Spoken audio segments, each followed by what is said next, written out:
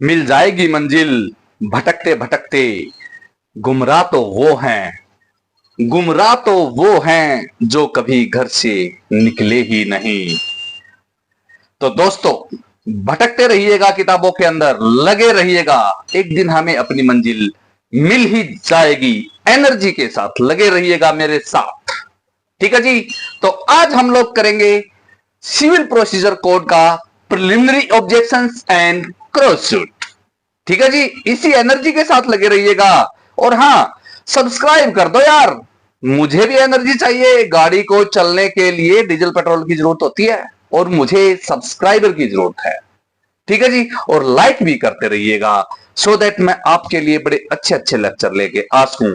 और हां, मैं एक दो लेक्चर में तो सीपीसी को खलास नहीं करूंगा, बट मैं 50 लेक्चर में एक चैलेंज देता हूं आप लोगों को कि आप लोगों को कोई बीट नहीं कर पाएगा। सीपीसी का ऐसा कोई भी टॉपिक नहीं होगा जिसके अंदर से कोई भी क्वेश्चन आपसे पूछे और उसका जवाब आप ना दे पाओ। ये चैलेंज है मेरा आप लोगों को, ठीक है जी। तो मेरे ये 50 लेक्चर हैं, इनको आप प्रॉपरली देखिएगा। प्रॉपर तरीके से सीपीसी को आपके दिमाग के अंदर पानी की तरह नहीं बहा दिया, जैसे एक नदी बहती है वैसे ही सीपीसी आपके दिमाग के अंदर बहेगी। ये मेरा प्रॉमिस है आपको, कंफर्म, ठीक है जी।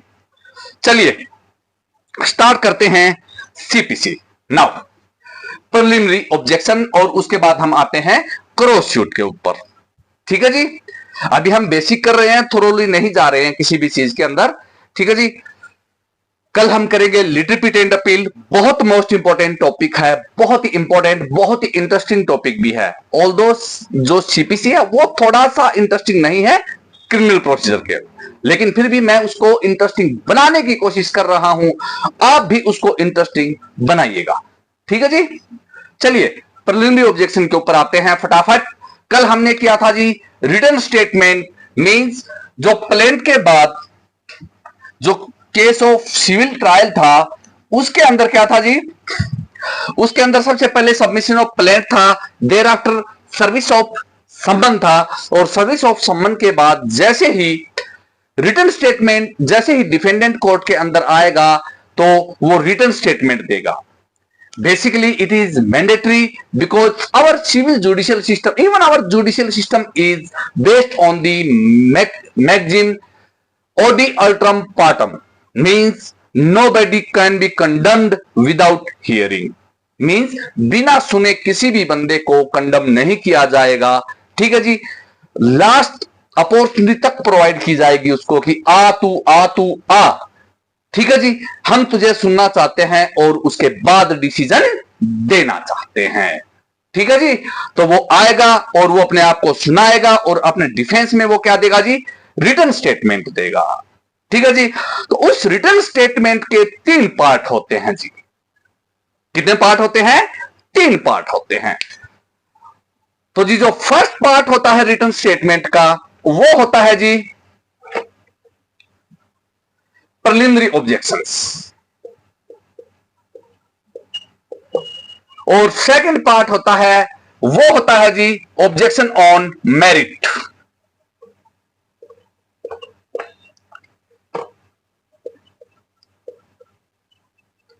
और जो थर्ड पार्ट होता है जी वो है एडिशनल ऑब्जेक्शंस।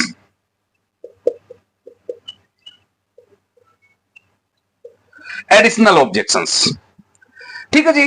बेसिकली जो प्रिलिमिनरी ऑब्जेक्शंस होती हैं they are purely based on the law points. ये फैक्ट के ऊपर नहीं होती भैया, किसके ऊपर होती हैं? लॉ पॉइंट के ऊपर होती हैं। और ये डिफेंडेंट की ड्यूटी होती है कि वो अर्लीस्ट अपॉर्चुनिटी के ऊपर इनको रेज करे बिफोर द कोर्ट। और वो अर्लीस्ट अपॉर्चुनिटी क्या है जी, जब रिटन स्टेटमेंट, जब पहला डॉक्यूमेंट जब डिफेंडेंट कोर्ट के सामने रखता है, जब प्लीड करता है अपनी प्लीडिंग को, and that is written statement. And in the written statement the first part of the जो रिटन स्टेटमेंट होता है वो किसका होता है? प्रिलिमिनरी ऑब्जेक्शंस का होता है। तो वो लॉ पॉइंट क्या क्या है, वो क्या क्या प्रिलिमिनरी ऑब्जेक्शन ले सकता है एट फर्स्ट साइट केस को डिसमिस करवाने के लिए, खत्म करवाने के लिए, ठीक है जी। तो वो हम प्रिलिमिनरी ऑब्जेक्शन देखते हैं। डेफिनेटली अगर यदि वो प्रिलिमिनरी ऑब्जेक्शन कोई प्रूव हो जाती है कोर्ट में, ठीक है जी, तो जो केस है वो एट फर्स्ट साइट ही खत्म हो जाएगा, वो ऑन मेरिट जाएगा ही नहीं, ठीक है जी। चलिए तो डिस्कस करते हैं आज हम उन प्रिलिमिनरी ऑब्जेक्शंस के ऊपर। मैं इनको इरेज कर रहा हूं। देखिए जी, जो फर्स्ट ऑब्जेक्शन है, which can be taken by the which can be taken by the defendant in their written statement, and that is regarding the place of suing. Regarding place of suing.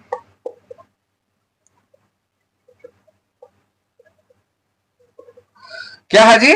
Place of suing means जुरिडिक्शनल।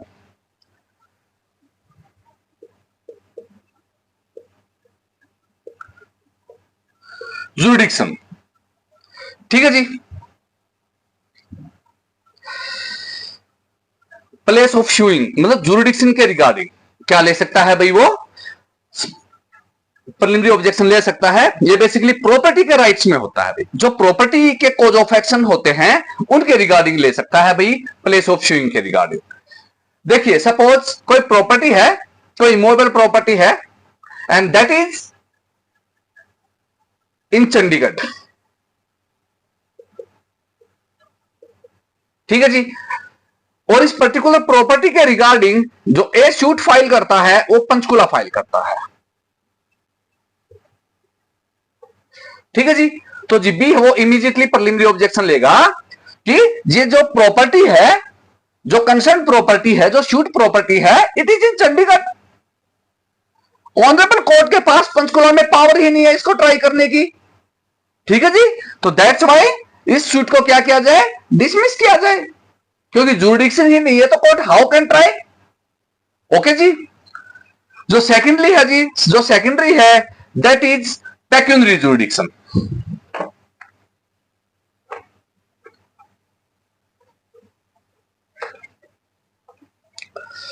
जो secondary objection है वो है जी pecuniary jurisdiction.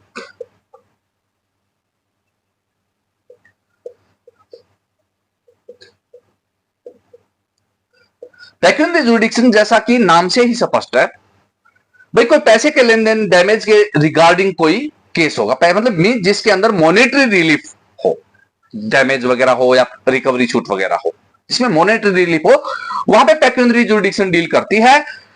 Suppose किसी court की, चलिए आजकल तो नहीं होते थे, पहले होते थे, ये अंग्रेजों के जमाने में स्मॉल कॉजेज कोर्ट होते थे ना, तो उस टाइम की ये है प्रोविजन चला हुआ। बाकी आजकल ये अप्लाई नहीं होता क्योंकि सिविल कोर्ट के पास आजकल पेक्यूनरी जुरिडिक्शन का कोई ऐसा इश्यू होता नहीं है। वो भी कोई कितने रुपए की भी रिकवरी छूट तक वो ट्राई कर सकते हैं, ठीक है जी। लेकिन फिर भी दिया हुआ है इसलिए हमें करना है। बेसिकली सपोज किसी कोर्ट के पास में पावर है 1 लाख रुपए तक का केस लड़ने की, और ए फाइल कर देता है जी 5 लाख रुपए की सूट, ठीक है जी। कोर्ट है वो क्या ग्रांट कर सकता है? सिर्फ 1 लाख रुपए तक की रेमेडी ग्रांट कर सकता है, उसके पास सिर्फ इतनी ही पावर है। लेकिन ये फाइल कर देता है 5 लाख रुपए का रिलीफ, तो जी बी इमीडिएटली क्या लेगा जी? पेक्यूनरी जुरिडिक्शन के रिगार्डिंग प्रिलिमिनरी ऑब्जेक्शन लेगा by saying that honourable court is not having power to grant the 5 lakh rupees. Honourable court की जो पेक्यूनरी जुरिडिक्शन है वो सिर्फ 1 लाख रुपए की है, ठीक है जी। थर्ड है जी objection regarding subject matter jurisdiction.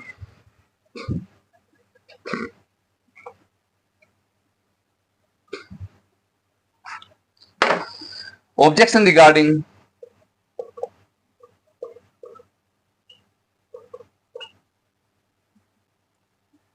Subject matter.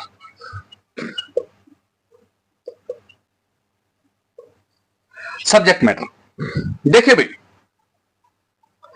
किसी पर्टिकुलर सब्जेक्ट मैटर के रिगार्डिंग में क्या ली जा सकती है भाई?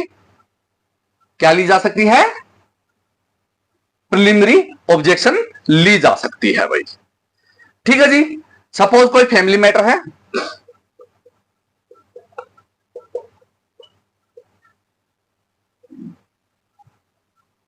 कोई फैमिली मैटर है जिसके रिगार्डिंग स्पेशल कोर्ट बने हुए हैं भाई, मतलब फैमिली मैटर के जो जितने भी मैटर हैं उनके रिगार्डिंग स्पेशल कोर्ट है फैमिली कोर्ट।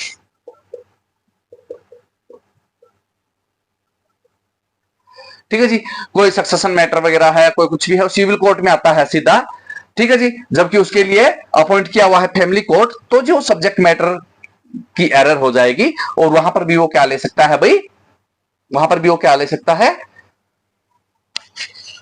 वहां पर भी वो प्रिलिमिनरी ऑब्जेक्शंस ले सकता है इसके रिगार्डिंग। ठीक है जी, और शूट को इमीडिएटली क्या कर दिया जाएगा, इस मैटर के ऊपर रिजेक्ट कर दिया जाएगा भी। ठीक है, but it does not mean कि फ्रेश शूट फाइल नहीं हो सकती इनके रिगार्डिंग, रेस जुडिकाटा अप्लाई नहीं होता है और फ्रेश शूट अप्लाई हो सकती है at the proper place, proper subject matter court, proper pecuniary jurisdiction.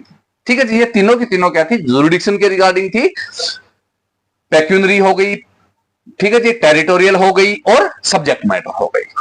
चलिए अब नेक्स्ट करते हैं जी, जो नेक्स्ट प्रिलिमिनरी जुरिडिक्शन है वो है जी बार बाय रेस जुडिकाटा। बहुत इंपॉर्टेंट क्वेश्चन है रेस जुडिकाटा का, जिसको हम करेंगे। Objection of res judicata. देखिए मैं आपको थोड़े से शब्दों में बता देता हूं कि रेस जुडिकाटा क्या होता है। रेस जुडिकाटा का मीनिंग है जी,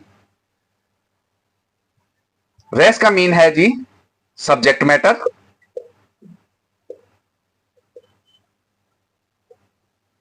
और जुडिकाटा का मीनिंग है adjudicated. Means once subject matter is adjudicated, already decide हो चुका है एक subject matter on the same cause of action between the same parties, then subsequent suit is barred. Means दोबारा से सेम सब्जेक्ट मैटर के regarding same parties के बीच में वो शूट, वो सब्जेक्ट मैटर नहीं लेके आया जा सकता भाई। अगर यदि ऐसा होता है तो जी जो डिफेंडेंट है वो इमीडिएटली कोर्ट को बताएगा कि जी ये सब्जेक्ट मैटर ऑलरेडी क्या हो चुका है जी, डिसाइड हो चुका है, इसको आप दोबारा डिसाइड नहीं कर सकते। ठीक है जी, ये मल्टीफिरियसनेस जो है सूट की उसको बार करता है, एक सब्जेक्ट मैटर को बार बार ट्राई करने के ऊपर बार करता है। अगर यदि ऐसा नहीं होगा तो क्या होगा जी, फिर शूट कभी खत्म ही नहीं होगी। एक पार्टी एक कोर्ट में हारेगी, दूसरे कोर्ट में केस फाइल करेगी उसी मैटर के ऊपर, दूसरे कोर्ट में हारेगी, तीसरे कोर्ट में फिर फाइल करेगी, है ना। तो that's why res judicata, objection regarding res judicata. Res judicata is the most important topic. ठीक है जी, इसको बहुत ध्यान से करना है, हमने 2 लेक्चर लगेंगे इसके ऊपर, लेकिन बहुत ध्यान से करेंगे। ठीक है जी, उसके बाद है जी ऑब्जेक्शन रिगार्डिंग रेस सब जुडाइस। देखिए objection of race sub जुडाइस,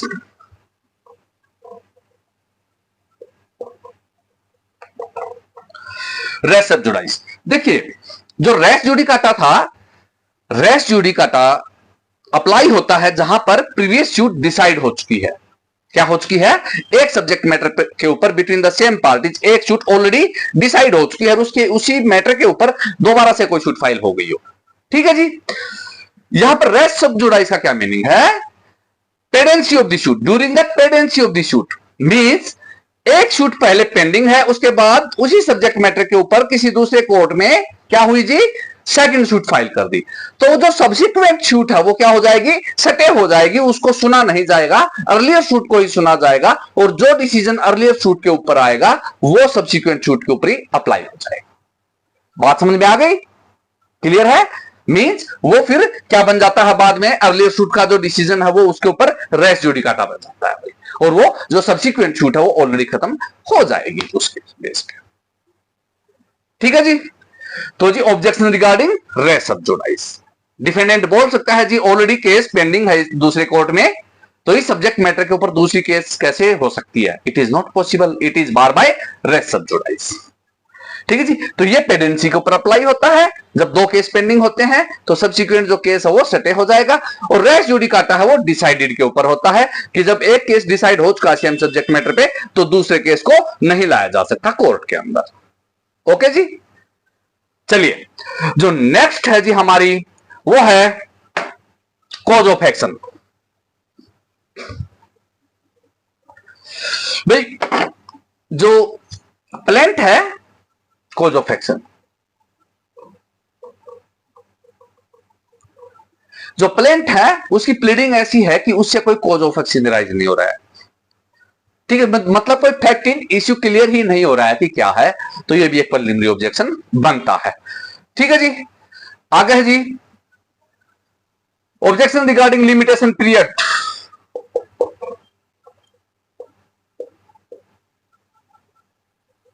means जो शूट है वो टाइम बार्ड है जी, वो भी प्रीलिमिनरी ऑब्जेक्शन में आते हैं। सपोज कोई रिकवरी शूट है, वो 3 साल के बाद फाइल नहीं होती भी।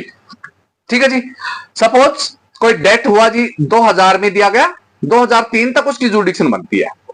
ठीक है जी, सपोज कोई प्लेंटिफ आता है 2004 में, तो जी डिफेंडेंट बोल सकता है कि ये जो डेथ है ये टाइम बार डेथ हो चुका है, आउट ऑफ लिमिटेशन हो चुका है, इसको सेक्शन 3 है वो बार करता है लिमिटेशन एक्ट का। ठीक है जी, इसलिए ऑनरेबल कोर्ट इसको ट्राई नहीं कर सकता। ठीक है जी,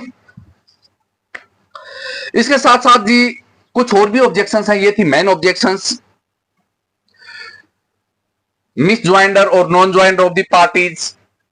ठीक है जी, objection on the valuation of the suit, objection that the plaint is not stamped, ये टेक्निकल ऑब्जेक्शंस है। Misjoinder of non joinder of parties, या प्रॉपर्ली स्टैम्प्ड नहीं है, प्रॉपर्ली वैल्यूएटेड नहीं है, जिन या फिर प्रॉपर्ली सम्मन नहीं दिए गए हैं, या सम्मन के साथ में कॉपी नहीं दी गई है। तो बेसिकली क्या है, इनको बाद में जो टेक्निकल फॉल्ट है इनको क्या किया जा सकता है भाई, ठीक किया जा सकता है। बिकॉज मैं ऑलरेडी आपको बता चुका हूं कि जो सीपीसी की कंस्ट्रक्शन है वो टेक्निकल जो फॉल्ट है उनकी वजह से सब्सटेंशियल लॉ को दूर नहीं ले जाएगी। And there are many procedure in the CPC जिनको टेक्निकल फॉल्ट को दूर किया जा सकता है और शूट को रिस्टोर किया जा सकता है। ओके जी, ठीक है, क्लियर है। तो ये थी हमारी प्रीलिमिनरी ऑब्जेक्शंस जिनको जो डिफेंडेंट है वो अर्लीस्ट पॉसिबल अपॉर्चुनिटी के ऊपर लेगा भाई। ठीक है जी, और वो है at the time of filing of written statement. Subsequently ये रेज नहीं की जा सकती। Once the right of preliminary objection is waived, it is always waived. ठीक है जी, that's why regarding preliminary objections जो डिफेंडेंट है उसको ऑलवेज सचेत रहना चाहिए। ठीक है जी, उसको अर्लीस्ट पॉसिबल अपॉर्चुनिटी के ऊपर ये ऑब्जेक्शन से लेनी चाहिए। क्लियर है। अब आते हैं क्रॉस शूट के ऊपर।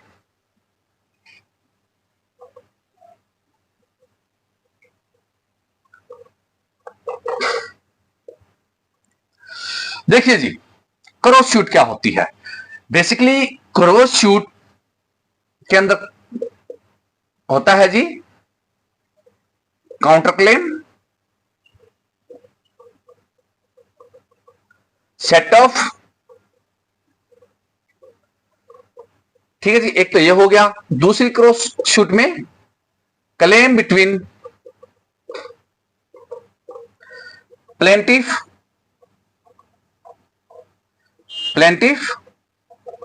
और डिफेंडेंट।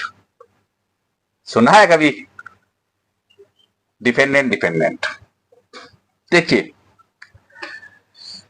क्या होता है, देखिए काउंटर क्लेम और सेट ऑफ। काउंटर क्लेम और सेट, जब रिटर्न स्टेटमेंट के अंदर मैंने अभी एक वर्ड बोला था ना कि एडिशनल ऑब्जेक्शंस लेता है, तो जब डिफेंडेंट का भी कोई क्लेम होता है, किसके पास है, किसके विरुद्ध, प्लेंटिफ के विरुद्ध, तो जी डिफेंडेंट भी अपने क्या करता है, एडिशनल ऑब्जेक्शन के अंदर सपोज प्लेंटिफ ने केस डाला 5 लाख रुपए का। ठीक है जी, और डिफेंडेंट अपने एडिशनल ऑब्जेक्शन में कह देता है जी कि मैंने भी इसको 10 लाख रुपए दे रखे हैं, या इसने मेरे साथ एक कॉन्ट्रैक्ट किया था जिसकी वजह से मुझे 10 लाख रुपए की डैमेज हुई थी। ठीक है जी, जिसकी मुझे क्या हुई थी, 10 लाख की डैमेज हुई थी। तो काउंटर क्लेम या सेट ऑफ हो गया, किसका हो गया जी, वो डिफेंडेंट का हो गया। ठीक है जी, तो जब डिफेंडेंट काउंटर क्लेम या सेट ऑफ लेता है तो उसको क्या कहते हैं, क्रॉस शूट कहते हैं भाई। एक claim between plaintiff and plaintiff और डिफेंडेंट बिटवीन डिफेंडेंट। देखिए कई बार क्या है, ऐसी सिचुएशन क्रिएट हो जाती है कि जो एक साइड की पार्टी है उन्हीं के बीच में भी क्लेम की बात आ जाती है। मींस प्लेंटिफ वो अपने दूसरे प्लेंटिफ के साथ में ही प्लेंटिफ के विरुद्ध भी क्लेम कर देता है, या डिफेंडेंट है वो अपने दूसरे डिफेंडेंट के दोस्त के साथ में जो डिफेंडेंट है उसके विरुद्ध में भी क्या कर देता है, क्लेम कर देता है। ठीक है जी, इसका एक एग्जांपल लेते हैं, आपको ऐसे समझ में नहीं आएगा।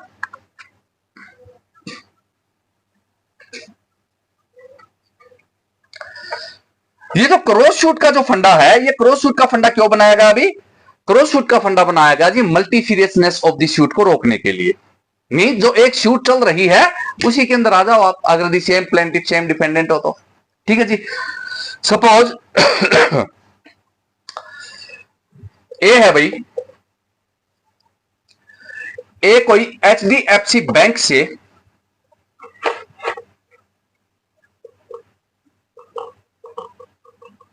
लोन लेता है 5 लाख रुपए का। क्या लेता है भाई? लोन लेता है। ठीक है जी। जिसका गारंटर होता है भाई बी।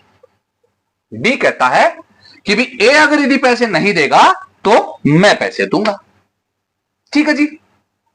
ठीक है। इधर से इन बिटवीन क्या हो जाती है जी? बी की लड़की की शादी है और बी ए के पास जाता है कि ये भाई साहब मेरे को यार 5 लाख रुपए उधारे दो। ठीक है जी। क्या दो? 5 लाख रुपए उधारे दो, मैं आपको दे दूंगा 1-2 साल में। मेरी लड़की की शादी है और ए उसको 5 लाख रुपए दे देता है। ओके जी। अब सिचुएशन क्या क्रिएट होती है कि ये जो मिस्टर ए है ये अपने लोन को रीपे नहीं करता भाई, और HDFC जो बैंक है वो कोर्ट के अंदर आ जाता है फॉर रिकवरी शूट। ठीक है जी। तो प्लेंटिफ कौन हो गया? HDFC बैंक हो गया, और केस बन गया HDFC bank versus A and B, क्योंकि वो तो बी को भी बनाएगा पार्टी। बी को क्या बनाएगा? पार्टी बनाएगा। क्यों बनाएगा? क्योंकि बी उसका गारंटर है and guarantor is the equally liable. ठीक है जी। तो अब देखिए, अब यहां पर रिटर्न स्टेटमेंट देने का टाइम आ गया। अब जो ए अपनी रिटर्न स्टेटमेंट देगा, ए अपनी रिटर्न स्टेटमेंट दे रहा है और वो एडिशनल ऑब्जेक्शंस के अंदर बी के विरुद्ध क्लेम कर देता है भाई। मतलब डिपेंडेंट और दोनों डिपेंडेंट ही हो गए।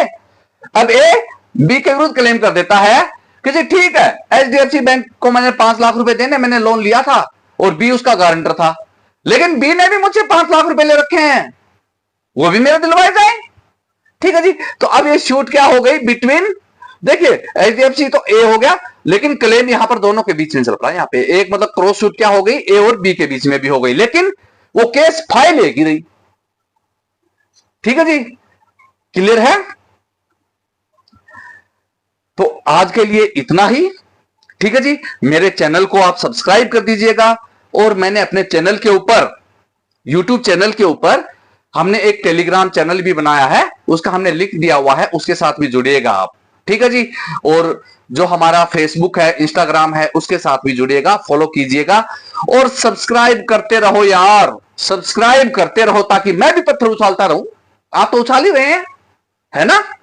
तो मैं भी पत्थर उछालता रहूं। आप प्लीज मेरे चैनल को सब्सक्राइब कर दीजिएगा, रिक्वेस्ट आप लोगों से। और इसी एनर्जी के साथ लगे रहिएगा, जुडिशियल ऑफिसर बनना है हमने। ठीक है जी। गुड नाइट, सबा खैर, थैंक यू।